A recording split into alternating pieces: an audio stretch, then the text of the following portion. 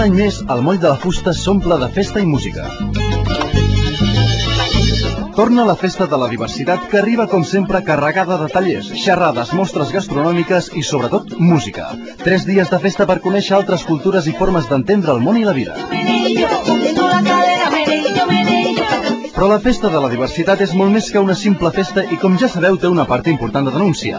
En aquesta ocasió, l'acció va dirigida cap a la igualtat de drets i precisament al nostre país hi ha mostres que alguna cosa no acaba d'anar bé, com la llei d'estrangeria acabada d'estrenar.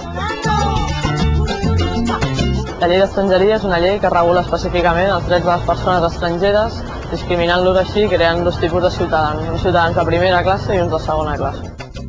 L'organització de la festa, com cada any, va a càrrec de Sos Racisme, que tenen molt clar el que volen.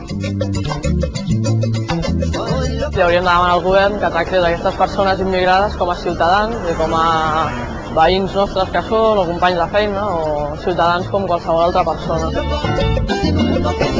Amb la proximitat de les eleccions municipals, una de les principals reivindicacions de la festa serà la de reclamar el dret a vot per als immigrants empadronats a l'Estat.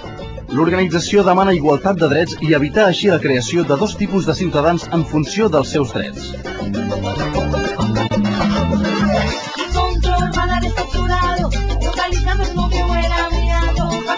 A internet trobaràs tota la informació sobre la Festa de la Diversitat.